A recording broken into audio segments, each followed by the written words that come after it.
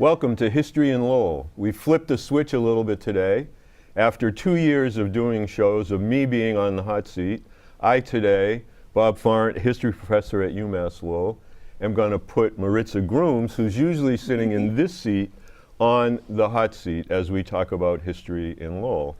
And so one of the things that amazed me thinking this morning about coming and doing this is 2 years we've done this. Who would have thought? Not me. I thought we were just going to do that one episode and then that would be it. But look at us here. Yeah, today. no, I mean, I'm so happy that we've been able to do this and that we've been able to, through LTC, share stories and a platform and a way to try to tell this bigger picture of the history of Lowell, which I think sometimes people lose sight of. They're more fixated on their own particular narrower story instead of this really big tapestry that's Lowell. And so today, I'm going to figure out and find out more about how your story, your family story, fits into this bigger woven history that we've been doing of the city of Lowell. So in terms of the sort of the themes and the topics we've covered, are there particular things that resonate with you more than others as we've sort of worked our way along? Oh, definitely. When I'm thinking of history in Lowell and all of the immigrant stories that we've heard, I think of my grandparents easily coming from Puerto Rico. And just even doing this show has really gotten me interested in my own personal narrative, right? Because we're talking about everybody else's history, and when we've brought people on the show to talk about their history, I'm thinking, well, how did I even get here? Why Lowell for us, right? So I'll have to go way back, right? And it's the more that I learn, the more interested I am, and I just keep digging now, and I've got family members interested as well, and they're like, well, let me see if I can find pictures and things, right? Maybe there's a book here. One day, I really feel it. Maybe I feel it there's in a my book. bones. And I always say that you're my personal professor, so I felt like this was my own personal research project, right? That's good, that's good. So we start, I want to say it was the 60s. The 1960s. Yes, the 1960s. See, I'm old, so when you say the 60s, it could be the 1860s. No, the 1960s 1960s, for okay. my grandparents. They came here. My grandfather had been working on sugar plantations in Puerto Rico, which I never even thought about, to be honest. It's not a thing that would have crossed my mind. But that's where he was working. And he and my grandmother were fairly young. They got married when my grandmother was 15. And then they started having babies. And then someone told her about birth control, so they stopped for a little while. But he, with the sugarcane plantation kind of dying down and the boom of industry, right? And with all of these mouths to feed, he had to find more work. So with the promise of America, and all of the, it's funny because as I'm doing this research, I heard kind of this similar narrative. The streets are paved with gold, the dollars grow on trees, all of that kind of rhetoric. So my grandfather came here to kind of find a better life for his family, but he came first by himself. He was a migrant farmer, so he did seasonal work. And he just went where the work was. On the East Coast, the West Coast, wherever the work was, wherever it everywhere. was. Yeah, so he traveled a bit, and he would send money back home to my grandmother. Eventually, he came up here, and he was working in greenhouses, and that's when he was able to send for my grandmother and a couple of the kids. They weren't able to grab all the kids at once. And then eventually, because they were both working, they were able to get all of the kids. So that's another similar thing that we see along this, Yeah, it's fascinating, story. right? Yeah. That we hear the same thing in the 1850s or 1870s with French Canadians or Irish people, and you're telling a 1960s version that obviously has distinctions, but there's a certain sort of thread. Yeah, exactly. So when he was here, he was doing, again, the greenhouse work. My grandmother was sewing and doing textile work, which I had no idea about. Again, wow. Isn't that wild? Yep. Like, wow. We're in really Lowell or around here? Around, they first were in Nashua, so they were doing it like out there. But then eventually, after my mom was born, they came to Lowell, and that's where they settled. And I think they said my grandfather was doing work in plastics for a little bit. Yep. Both my grandparents were. And they were here, so they actually settled in the back central area. So when Okay. they first came, that's where they came to, which makes sense. It was right before urban renewal and all of that was happening, so that was still a lively area. Right. And I think we had seen some pictures recently with a whole bunch of mixed groups playing together, and that's Yep. one of the things that my aunt had remembered. She was saying that she remembers being a kid and all of the diversity here. There were Portuguese, there were Greeks, and there was just everybody, and everybody got along and played together. After they were in back central, they moved around a bit. They went to the Acre. So they were living on Rockdale Street for a bit, which is really funny because my sister and I, we live literally, we could see Rockdale from where we live now. So you live up off Broadway? Yeah, off In of that area? Fletcher. Off of Yeah. Fletcher, okay. Yeah. And it's just kind of like weird how all of that comes together, you Wow. know? But you didn't know that when you moved into that neighborhood. You weren't thinking, now I'm moving into this Right? family. Not at all. Not at all. You wouldn't even think like we're carrying on this like Yep. legacy of sorts, right? Yeah. After that, they were in Moody Street, so still kind of in the Acre, and they were a low-income, family.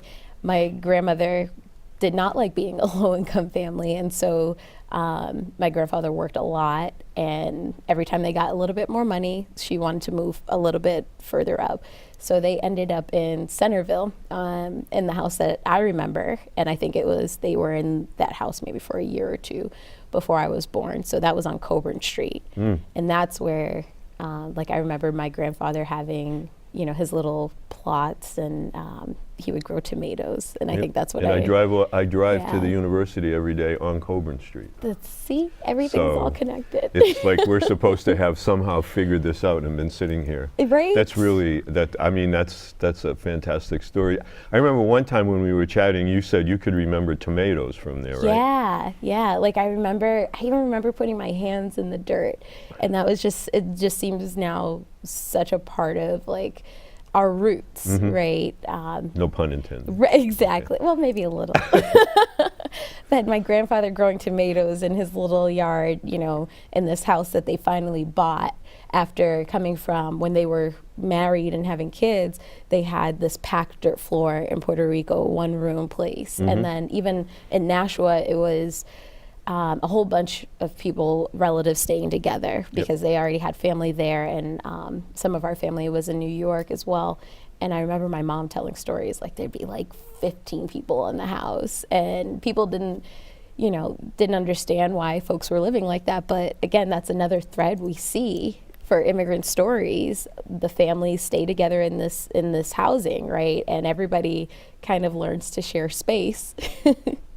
And it's a lot of fun, but it's also a lot of work. One of the things my aunt said too is that everybody worked, and it didn't matter how old you were. If you were there, you were working. So whether it was babysitting, whether it was getting a job at a young age, everybody was working, everybody was contributing. So that's another thing that I think of when I didn't even know all of this about my family until I started doing this research.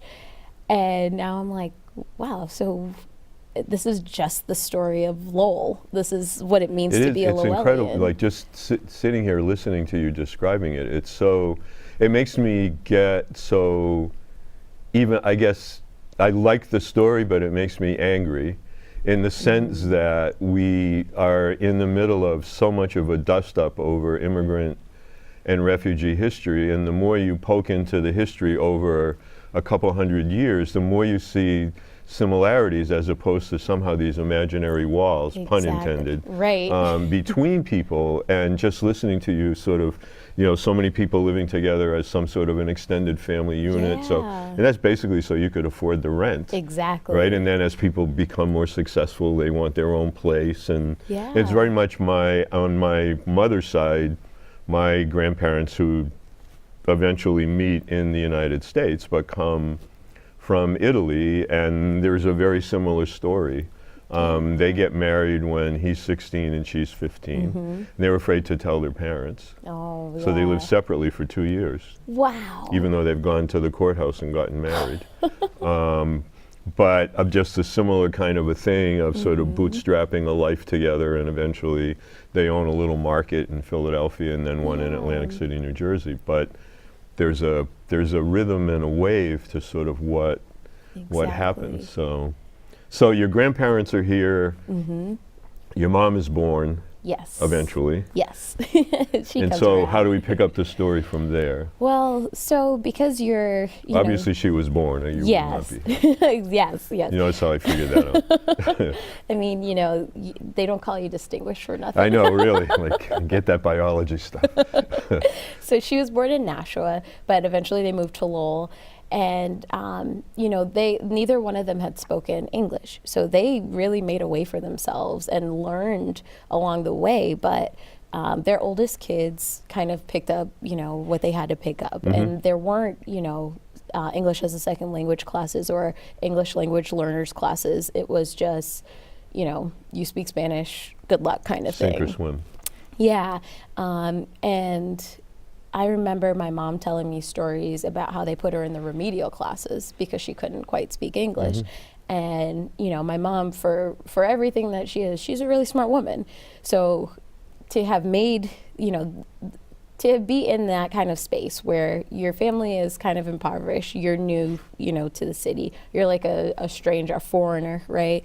And you are a foreigner, essentially, and you don't speak the language.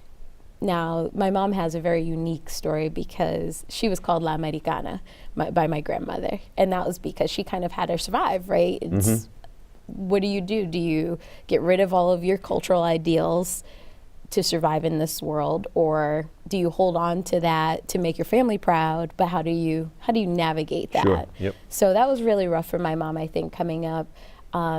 And, Lowell High School? Yes, she went to Lowell High. My aunt, who was the youngest of the family, it's really funny. For the longest time, I didn't know she spoke Spanish. It didn't dawn on me because she and my mom and in this small part of the family, we don't really speak Spanish to each other. And that's kind of, a vestige of what happened when my mom was younger. But we always joked because my aunt went to California for a little while and she came back and she kind of talks the way that she talks is very much like how you would say a Valley girl would talk a little bit. And we would joke around. And then I heard her speak Spanish once when we worked at a restaurant together. I'm like, you speak Spanish? She goes, duh.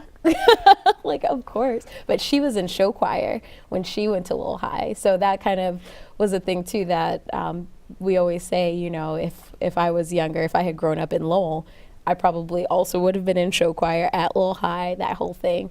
But it really was, it felt like my earlier years, it felt like it was like my mom and my aunt, and it was just them. But my aunt, I did go to Lowell High.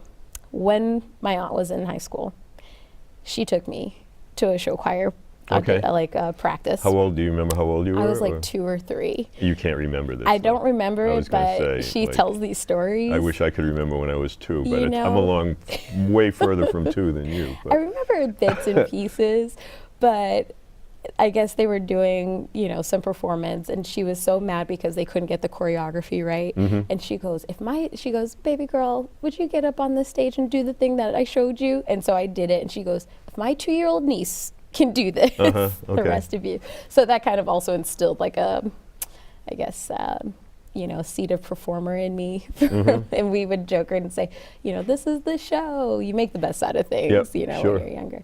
But so when you were 2, you were living not in Lowell. I was in Lowell at that time. You were in Lowell, yeah. But then at some point Yes, when I was 5. You went to Boston? Yes. Okay. Yeah, and at that time, if you think about what was going on in Lowell, late 70s, late 80s, right? That was during that transition time that we talk about. And that's also when you hear things about High on Crack Street. Yes. So that famous HBO program. Yes, exactly. Crack that City Hall USA, wants to right? forget. Yeah. Well, we can't forget where we come from, right? Because who was disproportionately affected by that? It's going to be the people of color, the people who maybe are first generation just coming here at that time. So unfortunately, it hit my family pretty hard. And that's why I had to move to Boston. Okay. So I lived with my dad's family. And my dad was out here because he went to UMass Lowell. He was recruited on an engineering scholarship. The thing with my dad, though, super, super smart, but not challenged enough. So then he would get into a little bit of trouble. He was a little bit of a troublemaker. But he was a DJ back then, too. And everybody knew him from his parties at Fox Hall, you know. Okay. Yeah. I was a DJ in college. Get out of here. I was. Bob See? After Dark. That was my show. Oh my gosh. We need to do a show then, Bob After Bob Dark. After Dark. Yes. That would be so Yep. awesome. Saturday nights, 10 p.m. to 2 a.m. Yes. Welcome to Bob After Dark. Oh man, that is so cool. My dad was more of we always joke, like Oh, that okay. guy. Yeah, Yeah. all right. He still DJs now around That I town never every tried. month. Yeah. It's not your thing. It's not your jam.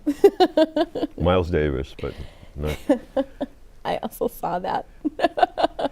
But yeah, so my dad, at that time, you know, fooling around and stuff, he met my mom at Store 24. That's where they met on Bridge Street. Yep. And which I do remember the Store 24. And there was a Video Thunder next Yes, door to next it. door. Yep. No, it's still all there, but it's a Like- laundromat and Yeah, like Tedeschi's or some something. other Yeah. kind of, yeah. Something, yeah. Right down the block from where I live, actually. Really? Yeah, And that's where we Right across lived from the around bank. there. You know, there's a park that I remember. St. Patrick's Church is on the other corner. Yes. St. Michael's, excuse me. I think that, see, this is the part of my memory that's fuzzy. I remember waiting or getting off the bus at Store 24 when I was really little. I don't know what school I went to, but it felt like I walked around those hills, and like it's just something that like one of those kinds of eerie memories that you can't really Yes. like place. But I do remember living across the street from our grandparents on Coburn. And there was a park up the hill, and that park is still there, and it looks so different now, but it used to have like murals and things. And I remember when I had to move to Boston, I called myself running away. So I was walking up that hill and I'm running away to the park and I'm never coming back. They can't make me move. But I didn't get too far because everybody knew that, to be watching. Where's Maritza? Yeah. Oh, where are you going? I'm going to Walking the away, park. yeah. I'm running away forever. And, you know, because at that time too, you know, drugs ravages a family. So my sister moved with her dad to New Hampshire, and I moved with my dad's family to Boston. So I grew up there, but commuting back and forth still to the Coburn house. Yep. So you're still connected to Lowell. Yes, and my whole life, right? Because my mom, she lived here off and on, so Okay. I was always coming back here. Eventually, my grandfather passed away, and so my grandmother moved back to Puerto Rico, and she had him buried there. I had never been to Puerto Rico, not until 2008, and that was a whole different culture shock for me, because I didn't grow up Puerto Rican, really, Right. you know. And I think about it when we're talking about these, you know, first generation, second generation stories too. And like even the kids that I talk to, I'm like, it's so important to know your culture. Yeah, who am I? Exactly. And even like Puerto Rico, like my aunt was talking about the identity crisis of Puerto Rico. You know, are we a colony? Are we a state? Are we a commonwealth? What are we? And who are we as a people? And folks are, you know, really confused. And then for one of my aunts in particular, she moved back there. I would say maybe when I was like, shortly after my grandfather passed away, she moved back there. And she said that was a culture shock even for her, even though she was born there. Right. Going back and having to start fresh, you know, she had, you know, kind of a career building here for herself, but going back there, all of her credentials just didn't matter. And so she had to start all over from the bottom. And it's funny because coming the other way, the same story happens. You could be an engineer or a nurse or a doctor in the Philippines and then come here and have that not matter and have to basically do the credentialing. Start all over again. All over. That's funny because I never would have thought about it the other way. Neither would I. But it would make sense too if you were here and you grew up and you sort of had one foot culturally or whatever in another place, but for the 20 formative years, let's say, of your life, you grew up here, and then you went back to that place, you would be, for all intent and purposes, an immigrant again in a strange, Exactly. be a stranger in a strange land, That's I guess. exactly and how sort of she a rip-off described on that it. book title. Yeah. But it would just be, I hadn't thought of that, yeah. Yeah. I hadn't thought about it that way, but, And now and that she's- comes up yeah. now where people are talking about taking young people, you know, like the Dreamers who have been here since when Yep. they were 3, and now the president wants to send them all back where they came from. But they have no back where they came from. Exactly. This Then is where they came they from. left for a reason. They didn't Right. just say, "Hey, mom and dad, let's get out of here," like they were babies. They had no Yeah, decisions. and they didn't get to run away Yeah. up the hill on Coburn Street. Exactly. It was my favorite park. Yeah. But yeah, so it was, you know, and now she's doing great. You know, she is back in school. I can't remember what she's studying, but she's back in school, and we're all thinking about going back to school. It's a thing right now in our family, but it's beautiful. And one of the things my other aunt, my Titi Betsy, she talked about, and it's so funny to me because I have such a huge bleeding heart for the library here, and I didn't know when she was younger that was her place. Oh. So she'd be like in 5th or 6th grade or something, or maybe younger, and she would go there and call herself working, and so that they would give her little tasks here and there. Cool. And so she worked at the library when she was a kid, and that was like her safe space, Yep. you know. So She's in the Lowell tradition because that was Jack Kerouac's safe space. exactly. There's a nook over there that's still got like a placard that says this is where he worked. Yes, and I feel like if I don't know, she didn't, you know, tear anything apart or anything or like destroy property, but I feel like we could figure out exactly where her favorite places were. And she went to a school that was across the street from the library. I think she said it was the Green School, which I didn't know existed either. And now, like, I was looking up pictures online and I found that, and I'm like, wow. So she lived right in the Moody Street projects. She called it the Flintstone Village, though, because Yeah. at that time it A wasn't lot of people bricks. called it that. Yeah, I didn't know that either. It was so cool. And like learning about like different perspectives too of this journey that, you know, that my family took was really interesting. And it seems that they've all taken refuge in books. And that's been a thing too. My sister and I, we have over, you know, maybe 400 books in our apartment between the two of us. So refuge in books is definitely a Yeah, thing I mean for us. that's a interesting sort of way to figure out who you are, to escape, but also to connect with other people's lives and realities. Even though I teach history, I love reading fiction. I love reading Yes. good historical fiction, good fiction Yeah. that sets characters and that actually really can help me to try to think about what was that like. Yeah. And as much, and I always like assigning novels in my history classes, and usually students will say, "This is a history class," and I say, "Yeah, go with the flow." Exactly. It 'cause gives you it's- some perspective. Yeah. So Yeah. you end up in Boston, Yes. but then you end up back here. So what happens in Boston, sort of? Bring me back. Yeah, that then you end up back here Yeah. doing what you're doing, and we end up sitting in these two comfortable chairs chatting. Oh, I feel like so much, right? So I'm 5 at the time. I would say this is a thing too that ties directly to some of the work that I do here. I went to this school called Elliott Educational Center. It was also a church. We didn't go to the church, but I started there as a summer camper, and then ended up going to the school. To kind of ease the transition Girls of the Inc. or move. something. Exactly, yeah. It was so cool.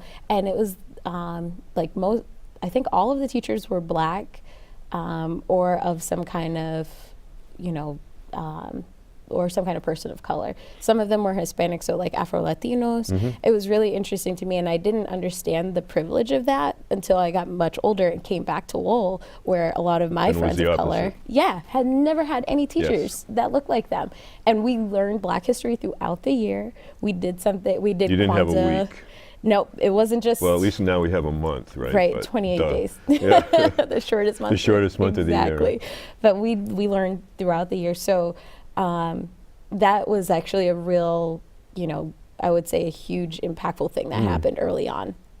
Then I went to a couple of different schools, and I ended up as Boston Latin Academy, where that was from 7th to 12th grade. That was probably one of the coolest things, like really awesome experiences, to be able to learn Latin. And everybody's like, oh, it's dead. Why do we need it? Because it's like the root of a lot of things. Yes. Hello.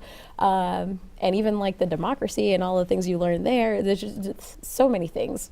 Learn Latin if you can. That's the exam school. That's an exam school, right? Yes. So I that's had to like the take tippity top of. Yes, and I'd say, like, I can't lie, we weren't the best. Boston Latin School is the best school because they're, you know, purple and white, but we're black and gold, dragons forever.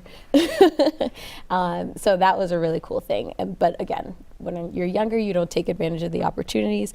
And you don't think about it in this way, that you're in a really privileged position as opposed to your parents. Even though my dad actually went to Boston Latin Academy when it was in Codman Square, which we talked about recently. And he went to the flagship of the UMass system, UMass Lowell, as well. Yes, exactly. See, so it's just like following the lines. So were they encouraging you? You're going to college. Were they like? Yes, that was, education is a privilege. Our people have fought for this.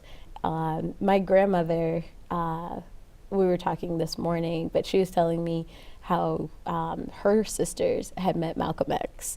Ooh. Yes, and it he was in Roxbury for a lot of the time. And that's where. So my grandmother was born in Asheville, North Carolina. Yep. But moved up to Holyoke and then landed in Roxbury, and that's where I spent a lot of my years. So I got to live with them.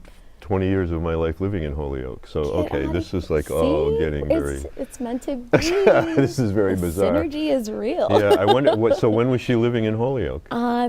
She was about 6 years old, so it would have been before me then. In the 40s. Yeah, that was before me. Yeah, and then Roxbury for. Yeah, my kids were much. brought up in Holyoke, went to Holyoke High. Wow, Both of them graduated from Holyoke High. That's so wild. See, so everything's all connected. But she became a Muslim, but her sisters were Muslim first. Okay. They thought they were going to a party, and they ended up in a classroom, and Malcolm X comes out and starts writing on the board. So that's how they met. Wow. Yeah, that's how they met him. So they got education from Malcolm X? Yes. So I had this like really, this sense of, and I didn't understand that until I was much older. So all of this community, looking at the history of your parents, you don't think about how important it is to go to school until you're there. Yep. But my whole life, all I did was strive to get into college. Then I got into college. I went to Boston University. I got a scholarship, got really lucky, did not take it seriously enough. And so I almost flunked out. Not gonna lie. I almost flunked out my freshman year. See? They told me to straighten up or hit the bricks. Yes. Were you on academic probation as well? I was. Me too. I was. See, the greatest and here minds. We are. Exactly.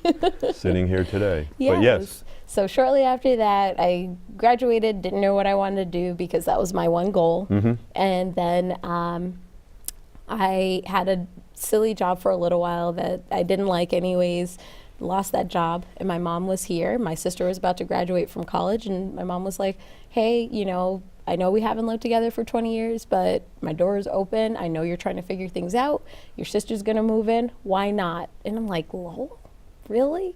I don't. You said it just like that? Yep, just like that. Ooh. I'm sorry, Lowellians, but that's how I felt at the time. Okay. I played into the same kind of stereotypical behavior that folks outside. And I grew up in Boston, so it was like, Lowell Boston, was like, Lowell? right, yeah. But then I came here, and I found this wonderful community. Much cooler. Yes, it was so much smaller. I started volunteering at Girls Inc., which is how I started working there.